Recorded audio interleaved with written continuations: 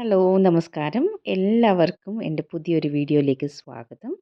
അപ്പോൾ എല്ലാവരും സുഖമായിരിക്കുന്നെന്ന് വിചാരിക്കുന്നു. ഞാനിന്നിവിടെ ഉണ്ടാക്കാൻ പോകുന്നത് ഒരു സ്പൈസി പ്രോൺ മസാലയാണ്. അതിനുവേണ്ടി ഒരു പാൻ അടുപ്പത്ത് വെച്ചിട്ടുണ്ട്. കുറച്ച് സൺഫ്ലവർ ഓയിൽ ഒഴിച്ചിട്ട് ഒരു മീഡിയം സൈസ് സവാള തിൻ സ്ലൈസായിട്ട് കട്ട് ചെയ്തത് ഇതിലേക്കിട്ട് നല്ലോണം വഴറ്റിയെടുക്കുന്നുണ്ട്. അപ്പോൾ ഇത് ലൈറ്റായിട്ടൊന്ന് കളറ് മാറുന്നവരെ നമുക്കൊന്ന് വഴണ്ട് കിട്ടണം കേട്ടോ. അതിന് വേണ്ടി കുറച്ച് ഉപ്പും കൂടെ ഞാൻ ഇടുന്നുണ്ട്.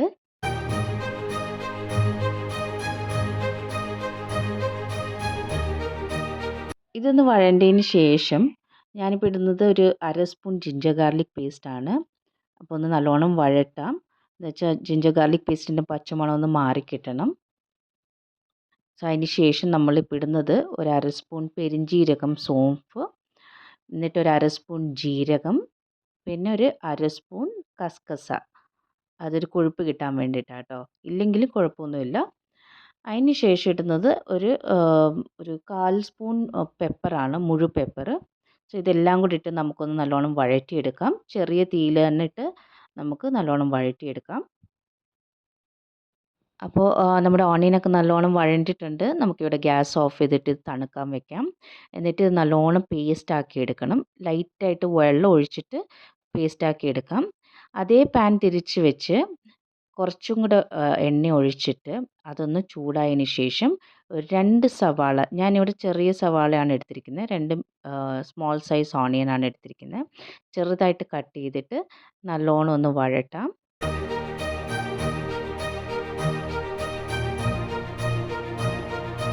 ഇതിലേക്ക് കുറച്ച് കറിവേപ്പില, പിന്നെ 2 ചെറിയ പച്ചമുളക് സ്ലിറ്റ് ചെയ്തത്, ഇതും കൂടി ഇട്ടിട്ട് നല്ലോണം ഒന്ന് വഴറ്റിയെടുക്കാം.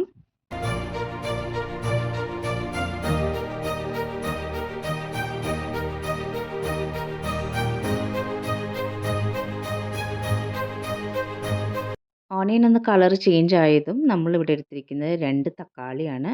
ചെറുതായിട്ട്, ഒത്തിരി ചെറുതല്ല, കുറച്ച് ചെറുതായിട്ട് കട്ട് ചെയ്തിട്ട് അതും കൂടെ ചേർത്ത് നല്ലോണം ഇളക്കി കൊടുക്കുകയാണ്. അപ്പോൾ ഓണിയൻ അറിയാമല്ലോ, നല്ലോണം മഷി പോലെ നമുക്ക് ഉടഞ്ഞ് കിട്ടണം.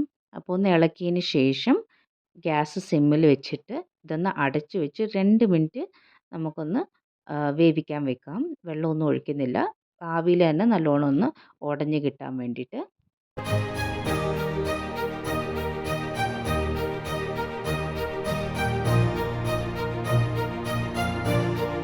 ഓക്കെ, അപ്പോൾ തക്കാളിയൊക്കെ നല്ലോണം ഒന്ന് ഉടഞ്ഞ് കിട്ടിയിട്ടുണ്ട്.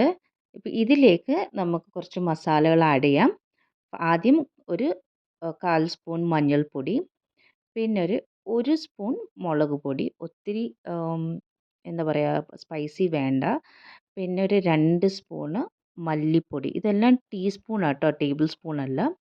അപ്പോൾ ഇതും കൂടി ഇട്ടിട്ട് നമുക്ക് നല്ലോണം ഒന്ന് വഴറ്റി കൊടുക്കാം. പൊടികളിടുമ്പോൾ ഗ്യാസ് സിമ്മിൽ തന്നെ വെക്കാൻ ഓർക്കുക.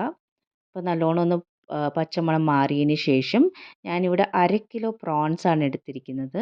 അപ്പോൾ അതും കൂടെ ചേർത്ത് നല്ലോണം ഇളക്കി കൊടുക്കുക. ആ മസാലയിൽ ആ പ്രോൺസൊക്കെ നല്ലോണം ഒന്ന് എന്താ പറയുക, ബ്ലെൻഡ് ആകണം. അപ്പോൾ അതൊന്ന് നല്ലോണം യോജിപ്പിക്കുക. ഇപ്പോൾ അതിന് ശേഷം പ്രോൺസ് നമ്മൾ വെള്ളം ഒഴിക്കാണ്ട് ഒരു 2 മിനിറ്റ് അടച്ച് വെച്ച് വേവിക്കുകയാണ്. 2 മിനിറ്റ് മതിയാവും.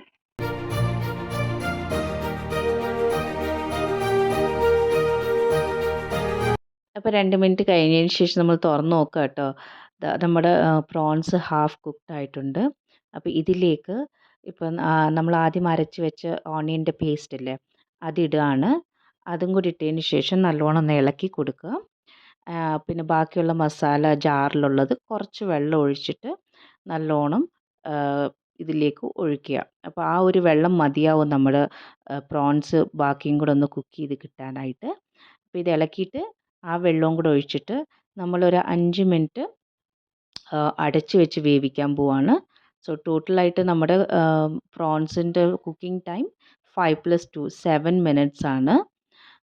ഇതിൻ്റെ ഇടയ്ക്ക് ഞാൻ ഒരു നുള്ള് ഗരം മസാലയും കൂടി ഇടുന്നുണ്ട് ഇതിലേക്ക്. സോ അതും കൂടി ഇട്ടിട്ട് നമുക്കൊരു 5 മിനിറ്റ് അടച്ച് വെച്ച് വേവിക്കാം.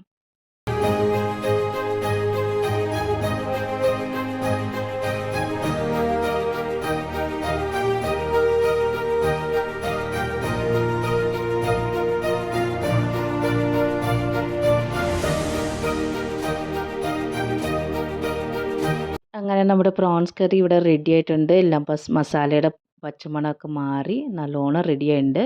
ഇതിലേക്ക് ഒരു ഗാർണിഷിന് വേണ്ടിയിട്ട് നമ്മുടെ മല്ലിയില തൂവി നമുക്ക് സ്റ്റവ് ഓഫ് ചെയ്തിട്ട് ഒരു 5-10 മിനിറ്റ് നമുക്കിതൊന്ന് അടച്ച് വെച്ചേക്കാം.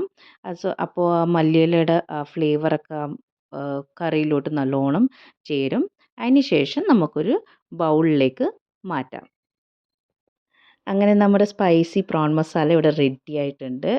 കാണുന്നത് പോലെ തന്നെ അടിപൊളി ടേസ്റ്റും കൂടാണ്.